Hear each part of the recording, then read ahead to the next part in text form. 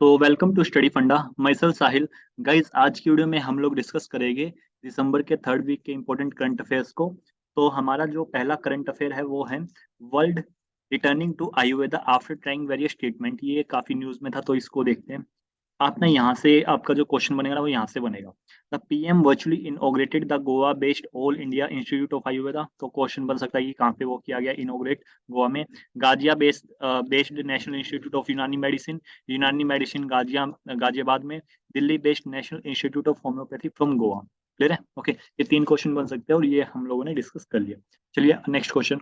India और नेपाल की एक ज्वाइंट ट्रेनिंग एक्सरसाइज हुई है सूर्या किरण। कौन सा एडिशन था ये था 16th एडिशन। 16th addition. और सबसे इंपॉर्टेंट चीज जो है वो ये पूछा जाएगा, ये हुई कहाँ पे है। ओके, तो ये हुई है सलजी। जस्ट 1 मिनट, ये अभी दिख नहीं रहा इसमें। ये रहा सल्ज हंडी। ओके, नेपाल में कोई लोकेशन है सल्ज हंडी, तो आप लोग इसको याद रख लेना।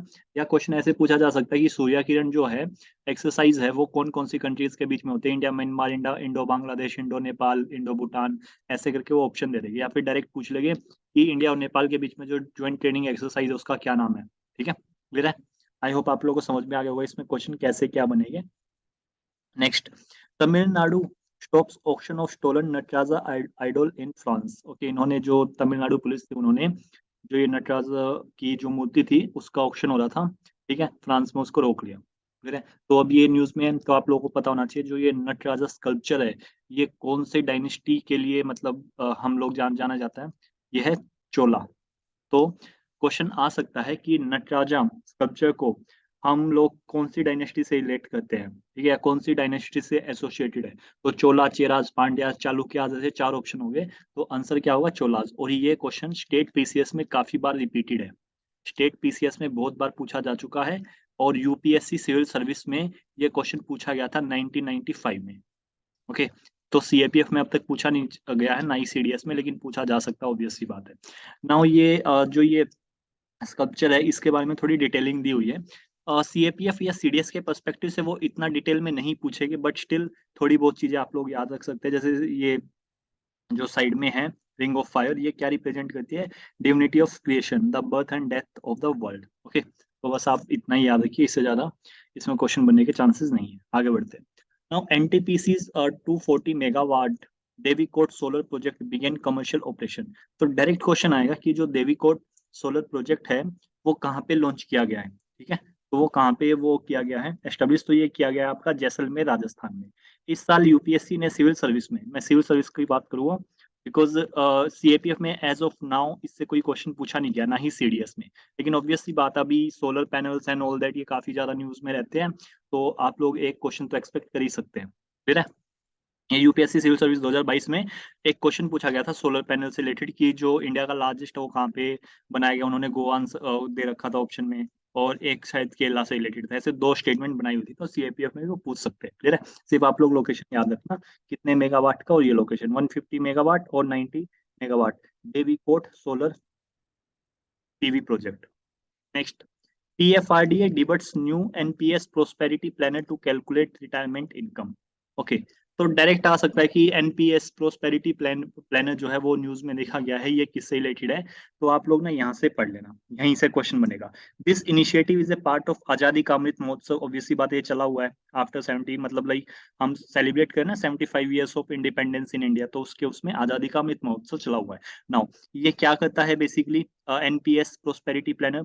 ये एक कैलकुलेटर है जो कि बेसिकली आपकी जो रिटायरमेंट इनकम है ना उसको एक तरह से कैलकुलेट करता है। क्लियर है? तो आप लोग इसके कॉन्टेक्स्ट में इसको याद रख सकते हैं। Next, bank wrote off NPA over 10 lakh crore in last 5 financial year. सबसे पहले जो कीवर्ड है इसमें वो है एनपीए। एनपीए का क्या मतलब होता है? एनपीए का मतलब ये होता है, आप लोग ऐसे समझ लीजिए कि इसकी फुल फॉर्म होती है नॉन परफॉर्मिंग एसेट। ठीक है, एग्जाम्पल तो मैं डे टू डे लाइफ से, आपके गांव में वो हो गए ना मनी लेंडर्स, मतलब वो क्या करते हैं, फॉर एग्जांपल तुम्हें पैसों की जरूरत है, तुम अपने गांव के बड़े आदमी के पास जाओगे और उससे पैसा उधार ले लोगे, वो तुमसे ब्याज कलेक्ट करेगा। कितना? लेट से तुम ए हो, मिस्टर ए हो, तुमने इससे बी से पैसे लिए, ठीक है, तो तुम्हें बी के पास कुछ गिरवी रखना पड़ेगा। अगर गिरवी नहीं रखा तो मतलब ऐसे अगर गांव में जान पहचान है तो ऐसे मिल जाएगा, ऑब्वियस सी बात है। तो बी बोला मैं पैसे तो दूंगा लेकिन मैं लेट से 10% का इंटरेस्ट रेट लूंगा। यानी कि मैं तुझे दूंगा 1,000 रुपए, लेकिन तुझे मुझे लौटाने कितने हैं, तुझे मुझे लौटाने पड़ेंगे 1,100 रुपये, क्योंकि 1,000 रुपये पे अगर आप 10% कैलकुलेट करोगे तो कितना आ गया, 100 रुपीज। तो आप लोग इसको 100 रुपीज ऐड कर दो, 1,100 रुपये।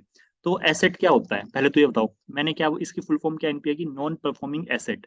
अब एसेट की जो डेफिनेशन है ना वो ये है, जो जब आप किसी चीज पे कोई इकोनॉमिक प्रोसेस अप्लाई करे और वो आपको बदले में कुछ पैसे कमा के दे, उसको आप लोग एसेट बोलते हो।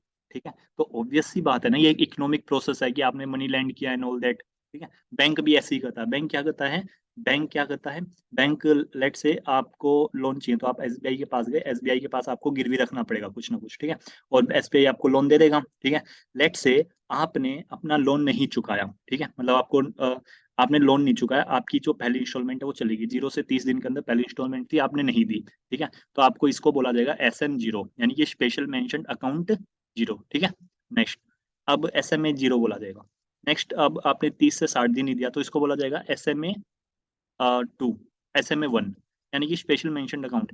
यानी कि जो बैंक है ना वो आप पे एक्स्ट्रा फोकस करेगा कि इस बंदे की आज किस्त आनी थी लेकिन ये आ नहीं रही है। ठीक है, फिर 60 से 90 डेज, 60 से 90 डेज। तो इस केस में क्या होगा, इस केस में वो SMA 2 में डाल देंगे।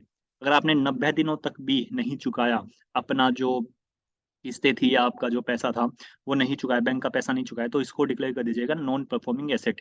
यानी कि जो बैंक का एसेट है, क्योंकि बैंक एसेट क्यों है, क्योंकि ऑब्वियस सी बात है, बैंक ने आपको जो पैसा दिया वो कुछ इंटरेस्ट रेट पे दिया होगा, है नहीं, आपको कुछ इंटरेस्ट रेट पे करना था, तो एक तरह से बैंक का एसेट हो गया ना। लेकिन अभी आपका जो बैंक का एसेट है वो काम ही नहीं करा, क्यों, क्योंकि भाई साहब आप कुछ दे ही नहीं रहे उनको। Are you getting it?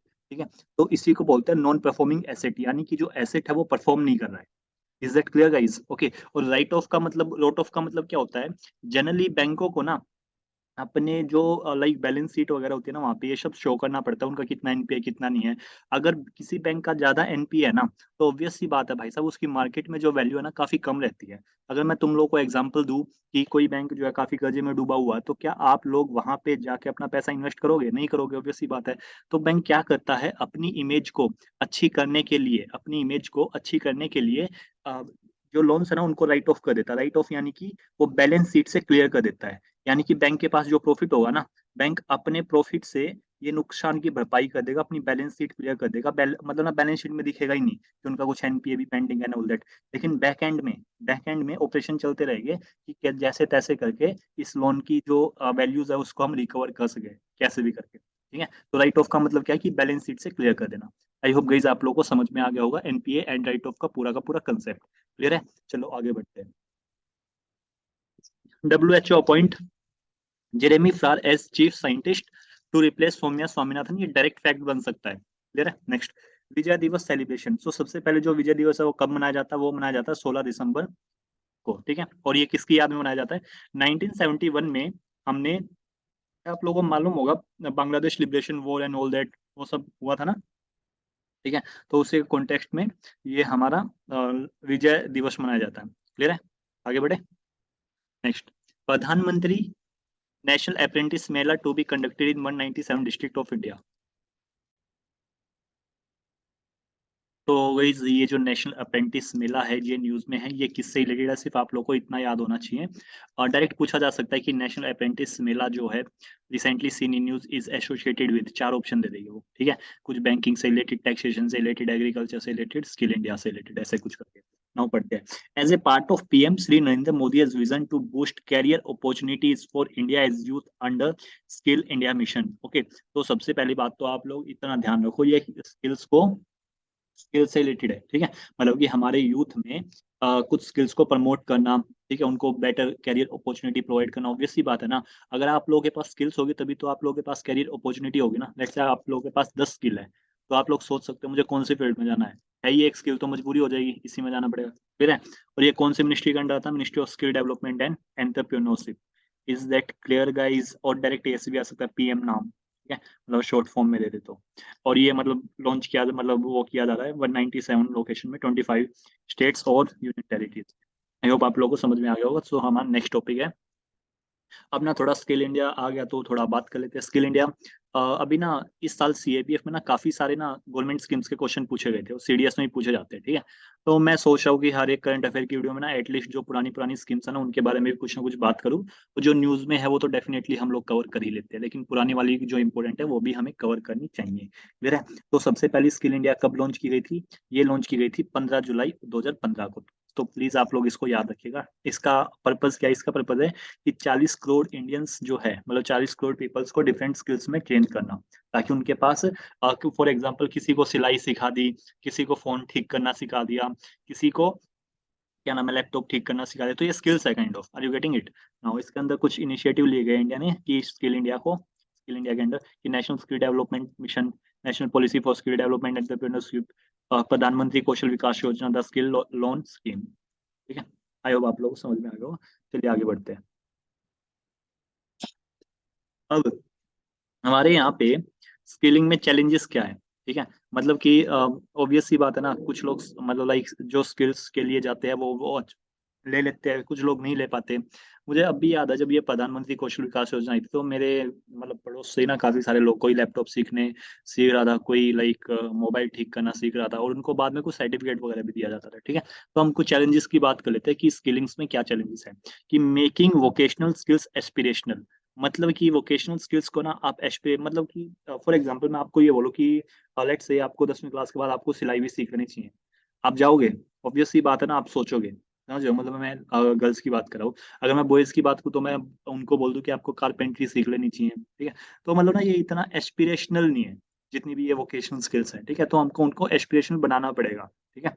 Are you getting it? और ये एस्पिरेशनल कैसे बनेगी? लोगों का माइंडसेट चेंज करके। Now student mobilisation, quality of training कैसे अच्छी होनी चाहिए, एक इनेबलिंग एनवायरनमेंट प्रोवाइड करो, ठीक है। ऐसा नहीं है कि तुम उनको कंप्यूटर से रिलेटेड कुछ बेसिक चीजें सिखा रहे हो तो आपका जो इंफ्रास्ट्रक्चर है, लेट से कंप्यूटर है वो काम ही नहीं कर रही, कीबोर्ड काम नहीं करा, माउस काम नहीं करा, इंटरनेट कनेक्टिविटी नहीं है। Are you getting it? तो गाइस ये आपका थोड़ा पेपर टू के पर्सपेक्टिव से भी इंपॉर्टेंट हो जाता है। A national campaign to make skill aspirational among India's youth, expanding the reach of vocational training across India, ठीक है। Adding capacity in year term through PPP, public private partnership, and setting up sector skill council to enable high quality. ये थोड़ा way forward type आप लोग लिख सकते हो। Accessing to fund, तीन चीज तो हमेशा ही रहेगी, ठीक है। क्या? फंड, फंक्शन, फंक्शनरीज, सिर्फ फंड याद रखो। Lack of fund, lack of implementation of like lack of implementation in a proper manner, ठीक है। इस तरह की चीजें आप लोग कहीं भी चिपका सकते हो अगर कुछ ध्यान में नहीं आ रहा तो, क्लियर है। आगे बढ़े, चलो। अब ये ministry of skill employment and entrepreneurship, उनसे मैंने उठाया कुछ कुछ स्कीम्स है जो आप लोगों को याद होनी चाहिए, जैसे प्रधानमंत्री कौशल विकास योजना, ये भी आपका ministry of skill development and entrepreneurship के अंडर है। रोजगार मेला प्रधानमंत्री कौशल के अंदर, ठीक है। कैपेसिटी बिल्डिंग उड़ान स्कीम। बस इतना याद रखो कि स्किल से रिलेटेड है ये, आपका ना एग्जाम में क्वेश्चन ठीक हो जाएगा। इस साल भी काफी दो तीन मतलब तीन चार क्वेश्चन पूछे हुए थे आप लोगों की गवर्नमेंट स्कीम से सीएपीएफ के एग्जाम में, क्लियर है। ओके, स्ट्राइव, ऐसी ऐसी चीजें एक बार ना ऊपर ऊपर से पढ़ लेना, याद हो जाएगा। संकल्प, स्किल लोन स्कीम, प्रधानमंत्री युवा योजना। नेक्स्ट, जीका वायरस, कर्नाटका का जो फर्स्ट केस है वो रिपोर्ट हुआ है 5 साल की एक लड़की में, ठीक है। और पॉजिटिव मिला है। नाउ अब ये जीका वायरस इंपॉर्टेंट हो जाता है, तो जीका वायरस के बारे में थोड़ा सा जान लेते हैं कि जीका वायरस फैलता कैसे है। फॉर एग्जाम्पल, एक बंदे को जीका वायरस हो रखा है, ठीक है। इसको, ये जो लेडीज है इनको जीका वायरस हो रखा है। अब इनको एक मच्छर आया, मच्छर ने काट लिया, मच्छर जो है वो नॉर्मल था, जस्ट लाइक ए नॉर्मल मच्छर। ये मॉस्किटो नॉर्मल था, इसने आके इनका खून चूस लिया। अब ये मच्छर हो गया इन्फेक्टेड, किससे इन्फेक्ट हो गया सर? ये हो गया जीका वायरस से इन्फेक्टेड। अब ये मच्छर उड़ के जाएगा और लेट से किसी और को काट लेगा, ठीक है। तो दूसरा बंदा भी इन्फेक्ट हो गया, क्लियर है। ओके, अब क्या करेंगे? फॉर एग्जाम्पल ये जो लेडीज है ये इन्फेक्टेड है, या ये जो ये है ये भी इन्फेक्टेड हो गए, तो यहाँ पे बहुत सारे मच्छर इनको लड़ेंगे, तो सारे के सारे मच्छर इन्फेक्टेड हो जाएंगे। वो आसपास जाके दूसरे लोग को भी लड़ेंगे, मच्छर है नहीं। तो इस तरह से करके ना एक कम्युनिटी स्प्रेड हो जाएगा। You getting it guys? कैसे फैलेगा जीका वायरस? तो जीका वायरस ऐसे फैल सकता है। और कैसे फैल सकता है जीका वायरस? प्रेगनेंसी के टाइम पे एक pregnant woman can pass Zika virus to her foetus during pregnancy. For example, आपको जीका वायरस हो गया, ठीक है, मतलब आपको जीका वायरस है, ठीक है, जीका है। तो उसके बाद क्या होगा? और आप सेम टाइम पे प्रेग्नेंट भी हो, तो आपको जो लाइक इन्फेक्ट हुआ ना उस वायरस, ऑब्वियस सी बात है कि वो जो वायरस है ना आपके जो फीटस है, यानी कि जो आपके पेट में बच्चा है उसमें भी फैल जाएगा। जब उसका जन्म होगा तो उसको एक बीमारी के साथ जन्म होगा। उस बीमारी का नाम क्या है? उस बीमारी का नाम है माइक्रोसिफेली, ठीक है, इंपॉर्टेंट है। क्वेश्चन आ सकता है कि माइक्रोसिफेली जो है वो किससे एसोसिएटेड है, तो ये जीका वायरस से एसोसिएटेड है। इसमें क्या होता है, इसमें जो आपका ब्रेन का साइज होता है ना, हेड साइज होता है, वो नॉर्मली स्मॉल, मतलब ना इतना नॉर्मल नहीं होता बेसिकली, ठीक है, बिलो एवरेज होता है। क्लियर है? ओके। तो जैसे ये दे रखा नहीं इन्होंने कि टिपिकल हेड साइज इतना होना चाहिए, और यहाँ पे इतना है टिपिकल, ये सब इन्होंने कंपैरिजन दे रखा है। ठीक है, कि अगर माइक्रोफीली है तो इतना होगा, और अगर बहुत ही ज्यादा खतरनाक वाला माइक्रोसीफेली है तो इतना और भी ज्यादा छोटा हो जाएगा। तो इस सेंस से ओके। आई होप गाइस आप लोगों को समझ में आ गया होगा, जीका वायरस प्रेगनेंसी से स्प्रेड हो सकता है थ्रू सेक्स, यानी कि like if you establish a sexual relationship with that person जिनको जीका वायरस है, तो क्या ये ट्रांसमिट हो सकता है? जी बिल्कुल हो सकता है। Okay, important. ब्लड ट्रांसफ्यूजन के थ्रू बिल्कुल, फॉर एग्जांपल आपको जीका वायरस है और आपने ब्लड डोनेट कर दिया, और वो ब्लड किसी दूसरे हेल्दी इंसान को चढ़ा दिया गया, मतलब कि काइंड ऑफ उसको ब्लड की जरूरत थी, तो उसको चढ़ा दिया गया, तो उसको भी जीका वायरस हो जाएगा। Is that clear guys? Okay. तो सबसे अब क्वेश्चन बनता है कि वो ये दे देंगे जीका वायरस, मतलब जीका जो है एक वायरल डिजीज है, एक बैक्टीरियल डिजीज है। तो सबसे पहले तो ये याद रखना, जीका वायरस नाम में ही आ रहा, जीका वायरस है नहीं, तो एक वायरल डिजीज है। क्लियर है? और वायरल डिजीज का ना जनरली कोई इलाज नहीं होता है, ठीक है, वो मतलब वो जैसे बोलते हैं ना, आपको वायरल हो गया तो 7-8 दिन, 4-5 दिन तो हो गए, उसके बाद ही जाएगा, कितनी दवाई वगैरह ले लो, बस आप सिम्टम कम कर सकते हो ना। ये कौन से मच्छर के थ्रू होता है? ये होता है एडस मॉस्किटो, और ये वही वाला मच्छर है जिससे आपका डेंगू होता है और चिकनगुनिया होता है। डेंगू और चिकनगुनिया भी इन्हीं मच्छर से होता है। Now most of those Zika virus infected either remain is asymptomatic और show mild symptom, fever, rash, conjunctivitis, body ache, joint pain, ये थोड़ा सिम्टम तो दिखा रखे हैं। ऐसा जब कोई वैक्सीन अवेलेबल नहीं है जो कि जीका वायरस को प्रिवेंट कर सके। ओके, ये और ये प्रेगनेंसी से भी स्प्रेड हो सकता है इन्फेंट में, ये हम लोग देख ही चुके हैं। और माइक्रोसिफेली क्या है वो भी हम लोग देख चुके हैं। ओके। तो चलिए, अभी ना ये क्वेश्चन था, आई थिंक ये सिविल सर्विस का क्वेश्चन है, सीआरपीएफ में ना जीका वायरस पे कोई क्वेश्चन मुझे मिला नहीं। ओके, तो ये सिविल सर्विस का क्वेश्चन है, इसको पढ़ते हैं। In tropical region Zika virus disease is transmitted by the same mosquito that transmit dengue. बिल्कुल ठीक है, मैंने अभी बताया ना कि जो एडिस वाला मच्छर है, इससे डेंगू भी फैलता है, चिकनगुनिया भी और जीका वायरस भी। तो पहली स्टेटमेंट बिल्कुल ठीक है, तो हमारी बी नहीं होगी और हमारी डी नहीं होगी, एलिमिनेशन के थ्रू चलते हैं। Sexual transmission of Zika virus is possible, possibility की बात करें, पॉसिबल तो कुछ भी है नहीं, तो आंसर सी हो जाएगा। ठीक है, अब ये हम लोगों ने डिस्कस भी किया कि यस, ये सेक्स के थ्रू भी फैलता है, ये रहा। क्लियर है बॉस? चलो, ये एक्सप्लेनेशन पढ़ लेना कि जीका वायरस जो है ट्रांसमिटेड होता है डेंगू, और यही में जो एडिस स्पीसीज मॉस्किटो, ये भी चिकनगुनिया को भी स्प्रेड करती है, बाइट्स, और ये सब हम लोग कर सकते हो। पहला केस आइडेंटिफाई किया गया था जीका फॉरेस्ट में, युगांडा में, 1947 पे, उसी के जीका फॉरेस्ट के नाम पे इसका जीका वायरस नाम पड़ गया। आगे बढ़े now. Paytm board approves 850 crore share buyback up to ₹810 पर शेयर। ओके, अब ना इसमें इंपोर्टेंट क्या है, इसमें इंपोर्टेंट है बायबैक शेयर क्या होता है। Buyback share, okay. For example आपने एक कंपनी बनाई, ठीक है, आपने एक कंपनी बनाई, आपको पैसे चाहिए। आप पैसा कैसे ले सकते हो? या तो आप पैसा ले सकते हो लोन लेके। लोन लेने के लिए आप लेट से आपके पास वो नहीं है, क्या नहीं है बॉस, आप लोगों के पास कुछ गिरवी रखने को नहीं है, समथिंग लाइक दैट, ठीक है। या फिर आप लोग इक्विटी दे सकते हो, या आप लोग शेयर इश्यू कर सकते हो, ठीक है। ओके, इक्विटी क्या होता है? फॉर एग्जांपल कि मेरी कंपनी में 10-15% शेयर तेरे, kind of that thing. Okay, हमने शेयर की बात करते हैं, मेन चीज जो है इसमें ना, शेयर की बात करते हैं। शेयर क्या होते हैं? फॉर एग्जांपल आपको चाहिए थे 10,000 रुपये, स्मॉलर स्केल पे बात करते हैं, लेकिन ये बड़े स्केल पे होता है। 10,000 रुपये चाहिए आपको, ठीक है। अब आपने लेट से 1,000 शेयर लॉन्च कर दिए, ठीक है। 1,000 शेयर लॉन्च कर दिए, कितने कितने रुपए के? 100 रुपए के, ठीक है। यानी कि एक शेयर जो खरीदेगा आपकी कंपनी का, उसको 100 रुपए देने देने पड़ेंगे। और फ्यूचर में शेयर की वैल्यू बढ़ भी सकती है। फॉर एग्जांपल आपने पेटीएम के 10 शेयर खरीद लिए, ठीक है। 10 शेयर की वैल्यू कितनी होगी सर? 100 रुपए के हिसाब से 1,000 रुपये, आपने 1,000 रुपये दे दिए। कल को पेटीएम कंपनी काफी अच्छा करने लगी, तो मार्केट में ना ये जो शेयर है ना, इसकी वैल्यू बढ़ जाएगी। स्टार्टिंग में 100 रुपए थी, अब लेट से ही शेयर की वैल्यू हो गई, कोई और बंदा है वो ये सोच रहा है कि ये कंपनी की वैल्यू ना और बढ़ेगी, और आपको अभी पैसे चाहिए, और इस टाइम पे शेयर की वैल्यू लेट से ये हो रखी है ₹350। आपने कितने में खरीदा था? 1,000 रुपए में। अब आप यही शेयर, अब जब खरीदा था तो 100 रुपए का एक था, अब ये 350 रुपए का एक हो गया, क्योंकि कंपनी बढ़िया परफॉर्म करी है। कंपनी अगर घटिया परफॉर्म करेगी तो 100 रुपए की जगह ना ये 70-80 का भी हो जाएगा, आप नुकसान में भी जा सकते हो, ठीक है। 350 का हो गया, तो आपने 10 के 10 शेयर बेच दिए, तो कितने आ गए आपके पास? 3500 रुपए हो गया प्रॉफिट, ऑब्वियसली बात है। अब कंपनी ये शेयर निकालने से पहले ना आपको लिस्ट करना पड़ता है, ठीक है। आपको कंपनी को मतलब लिस्टिंग होती है सेबी में जाके, शेयर मार्केट में। शेबी में अगर आपको शेयर वगैरह निकालते हैं।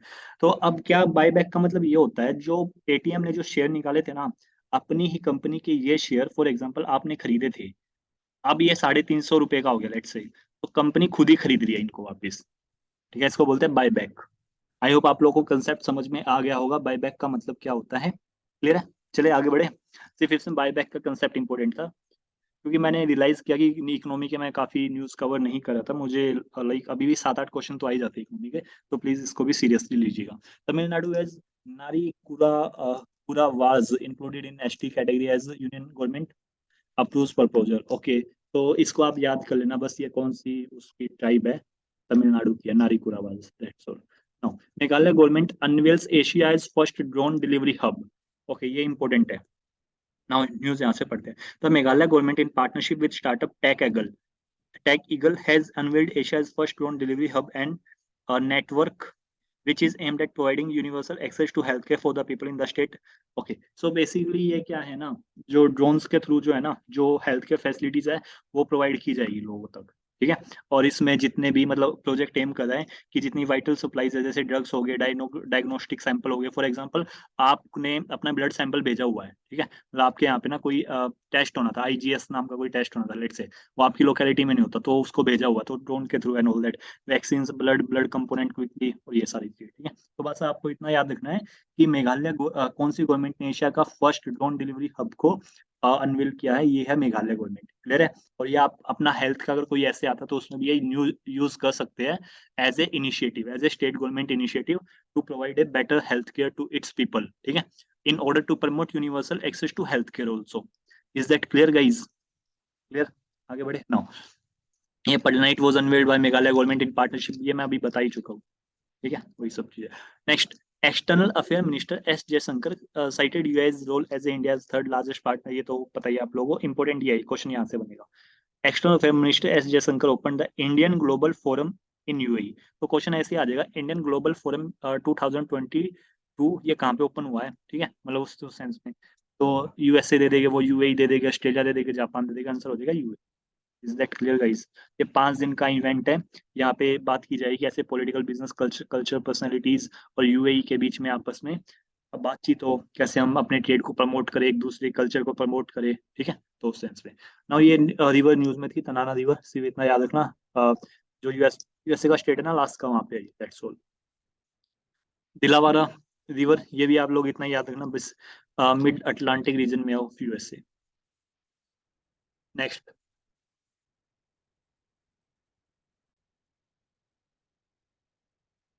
सो नेक्स्ट टॉपिक है हम लोगों का, नेक्स्ट टॉपिक है China try to change LAC status को, राजनाथ, ये हमारे जो मिनिस्टर है, डिफेंस मिनिस्टर, उनका बयान है। ओके, तो अब ना इसमें इंपोर्टेंट क्या हो जाता है, ये जो चाइना वाला जो मैटर है वो तो आप लोगों को मालूम ही होगा, तवांग रीजन में कैसे क्या सीन हो रखा है नाउ। अब इंपॉर्टेंट हो जाता है आप लोगों को ये, इसका जो इन्फोग्राफिक्स है मैंने टेक्स्ट बुक से उठाया है, ये बेसिकली गूगल पे अवेलेबल था, तो पूरा क्रेडिट इनको जाता है। Okay now, red Cliff line, सबसे पहले वो पूछ लोगे इंडिया पाकिस्तान के बीच में जो लाइन है उसको क्या बोलते हैं, इंडिया पाकिस्तान बांग्लादेश, तो ये रेड क्लिफ है। एलओसी कहाँ पे? इंडिया पाकिस्तान। एल मैकमोन कहाँ पे है? इंडिया चाइना में। ठीक है, okay. LOC line of actual code India China 1959, ये ईयर भी देखना। दुरंत लाइन, पाकिस्तान और अफगानिस्तान की जो बाउंड्री है उसको हम क्या बोलते हैं? दुरंत लाइन। इंडिया चाइना की जो बाउंड्री है हमारे इस वाले सेक्टर में, इस वाले सेक्टर में, इसको क्या बोलते हैं हम?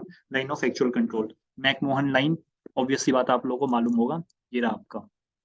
ये जो अरुणाचल प्रदेश वाला, तो आप लोगों के लिए इस साल के लिए ज्यादा इंपॉर्टेंट हो जाती है। ओके, तो थोड़ी बहुत और भी इंपॉर्टेंट लाइन्स है जो आप लोगों को मालूम होनी चाहिए। 49th पैरेलल जो है यूएसए और कनाडा के बीच में है, क्या मैकमोहन लाइन बता दिया। और आपको 38 पैरेलल पता होनी चाहिए, नॉर्थ एंड साउथ कोरिया के बीच में है। रेड क्लिफ आप लोगों को मालूम ही है। ओके, 24th पैरेलल पता होना चाहिए, इंडिया और पाकिस्तान के बीच में। आगे बढ़े नाउ। ये श्री औरबिंदो की जो 150th बर्थ एनिवर्सरी है, वीडियो कॉन्फ्रेंसिंग के थ्रू उसको वो किया गया सेलिब्रेट, तो इसके बारे में इस साल क्वेश्चन पूछा जा सकता है।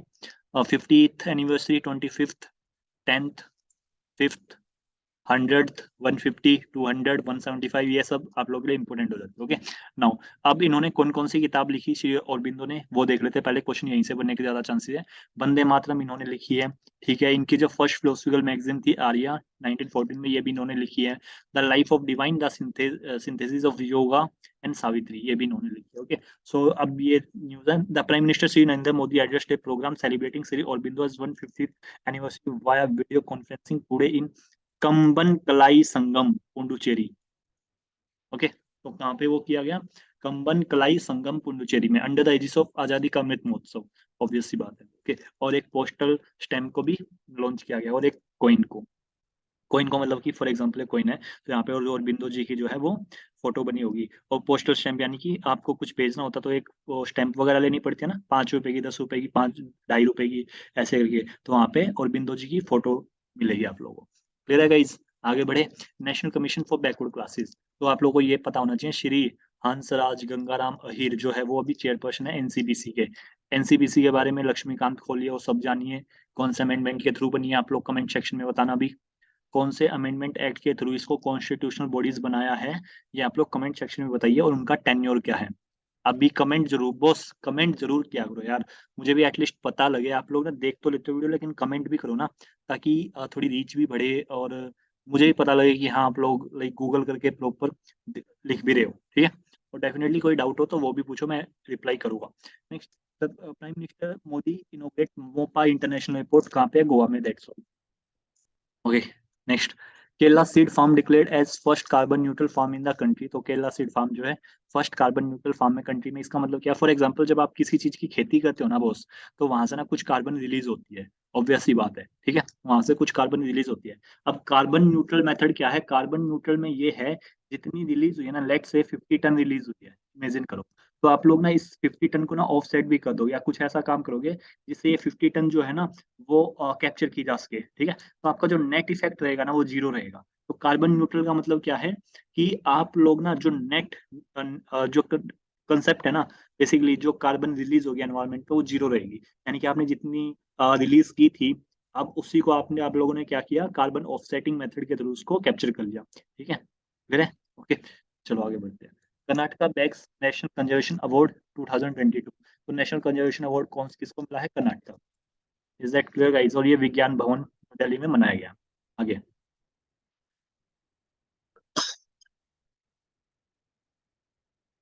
तो ये कुछ अवार्ड्स दिए हुए हैं, आप लोग देख लेना।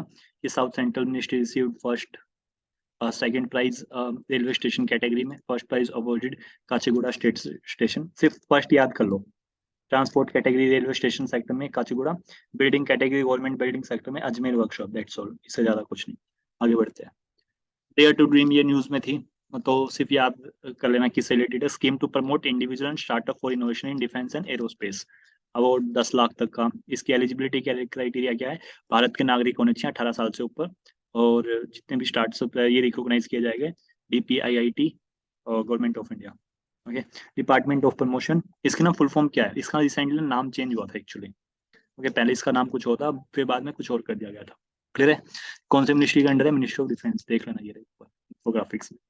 Next, bill to amend multi sector state cooperative societies act. Cooperative society news में है तो इसके बारे में देख लेते हैं। सबसे पहले तो सहकार से समृद्धि, ये एक मिनिस्ट्री ऑफ कोऑपरेशन का विजन है काइंड ऑफ। ठीक है, अब ये काइंड ऑफ स्कीम भी है। ये किस लिए? ताकि कोऑपरेटिव मूवमेंट को इंडिया में स्ट्रॉन्ग किया जा सके। कोऑपरेटिव क्या होता है? कोऑपरेटिव सोसाइटीज मतलब कि जो लाइक माइंडेड पीपल होते हैं ना वो एक साथ आ जाते हैं। ठीक है, लाइक माइंडेड पीपल एक साथ आके कुछ बिजनेस करते हैं, तो उसी को आप लोग कोऑपरेटिव सोसाइटीज बोल सकते हैं। जैसे अमूल है, अमूल एक कोऑपरेटिव सोसाइटी है। क्लियर है? तो आप लोग ना एक बार ये देख लो कोऑपरेटिव सोसाइटी से रिलेटेड, ये मैंने ना ब्यास क्लासेस है यहाँ से गूगल से उठाया इसको। ओके, तो क्रेडिट इनको जा रहा है। नाउ कोऑपरेटिव सोसाइटी से रिलेटेड देख लेते हैं कौन से पार्ट में, पार्ट 9B में। 97 कॉन्स्टिट्यूशनल अमेंडमेंट एक्ट 2011 में ये पार्ट ऐड किया गया, जिसमें हमने लाइक कोऑपरेटिव सोसाइटीज के बारे में मेंशन किया। और कौन से आर्टिकल में? आर्टिकल 243 जेड से लेकर 243 टी तक। और हमारा जो फंडामेंटल राइट है, freedom of speech and expression and all that, 19 सब क्लोज 1 में, उसमें भी ये कोऑपरेटिव सोसाइटीज की हमें अधिकार है, right to form cooperatives. Article 43B में भी ये बोला गया है कि प्रमोट और मैनेजमेंट ऑफ कोऑपरेटिव सोसाइटीज। जो फर्स्ट एक्ट है रिलेटेड टू कोऑपरेटिव सोसाइटी वो 1904 में। और ये कमिटीज है, VS Vyas committee, VK Patil committee, Vaidyanath panel. तो ये सब याद कर लेना, दैट्स ऑल। हम थोड़ा थोड़ा ऊपर ऊपर से देख लेना, रिकॉल हो जाएगा माइंड में। थोड़ा भरोसा करो अपने नॉलेज, मतलब अपने माइंड पे भरोसा करो कि हम, अगर मैंने पढ़ा ना कुछ व्यास व्यास कम्युनिटी से रिलेटेड है तो याद आ जाएगा एग्जाम में। बाकी सब तो आप लोग लक्ष्मीकांत में पढ़ते ही होगे। चलो आगे। Delay in Modi government as flagship rural housing scheme to invite penalty. यानी कि आपकी जो ये स्कीम्स नहीं थी, मतलब कि हमारी पीएम जो सेंट्रल गवर्नमेंट की स्कीम थी कि प्रधानमंत्री आवास योजना की 2022 तक जो है सबके घर, सबके पास घर होने चाहिए। तो स्टेट जो है ना घर बनाने में डिले करा, तो अब इन्होंने ये बोला है, मतलब ये पुरानी न्यूज है, लेकिन मैंने आप लोगों को पहले ही बोला था शायद कि इम्पोर्टेंट न्यूज में कवर करवा हुआ। ओके। तो अब ये बोला है कि जो इसको टाइम पे पूरा नहीं करेगा ना, उन स्टेट्स को पेनल्टी देनी पड़ेगी। तो ये प्रधानमंत्री आवास योजना न्यूज में थी, कब लॉन्च की गई थी? 25 जून 2015 को, कि सबके पास घर होना चाहिए 2022 तक। ठीक है। और ड्यूरेशन ये थी इनकी। Beneficiaries EWS and LIG categories जिनकी इनकम 3 लाख है और 6 लाख पर एनम है रिस्पेक्टिवली। यानी कि ईडब्ल्यूएस वो वाले जिनकी इनकम 3 लाख है, और एलआईजी वो वाले जिनकी इनकम 6 लाख से पर एनम है। और ये सब आप लोग देख ही लेना। ओके। मेन क्या था? मेन था launch date, purpose, that's all. Launch date और पर्पज ज्यादा इंपॉर्टेंट होता है एक बेनिफिशरीज। आगे बढ़े। Big boost to export RoDTEP. Simple सा क्वेश्चन आएगा कि रोड टैप जो स्कीम है वो किससे रिलेटेड है। ये एक्सपोर्ट प्रोडक्ट, एक्सपोर्ट को इंक्रीज करने के लिए, सिर्फ इतना याद रखना कैसे क्या काम करती है, कैसे क्या नहीं। You are not preparing for civil services. आप लोग सीएपीएफ या सीडीएस की तैयारी कर रहे हैं, यू गेटिंग इट? ठीक है, उसके लिए सिर्फ इतना ही आता है, ज्यादा डिटेल में नहीं पूछते वो। क्लियर है कि रोड टैप की फुल फॉर्म क्या है? Emission of duties and taxes on exported products. Is that clear? चलो आगे बढ़ते हैं। Indian Navy participate in first international fleet review in Bangladesh। तो आप लोगों को मालूम होना चाहिए कि जो इंडियन, मतलब बेसिकली इतना मालूम होना चाहिए, एक इंटरनेशनल फ्लीट रिव्यू ये किन्होंने होस्ट किया? ये किया बांग्लादेश ने। ठीक है। एट कॉक्स बाजार, 7 दिसंबर 2022 की न्यूज है ये। और इसमें इंडियन नेवी ने पार्टिसिपेट किया था, दैट्स ऑल। क्वेश्चन कैसे बनेगा सर? क्वेश्चन ऐसे बन सकता है, जो इंटरनेशनल फ्लीट रिव्यू है वो कहाँ पे होस्ट किया गया, मतलब किसने होस्ट किया? बांग्लादेश ने। क्लियर है? ठीक है। आई होप गाइस आप लोगों को समझ में आ गया होगा अब तक जो भी पढ़ा है। ठीक है। If you have any particular doubt then आप लोग कमेंट कर सकते हो, और मैं डेफिनेटली, अगर मुझे आपका डाउट सही लगा तो मैं आपको आंसर भी करूँगा। ओके। सो थैंक यू, जय हिंद फॉर टुडे। मिलते हैं हमारे नेक्स्ट वीडियो में।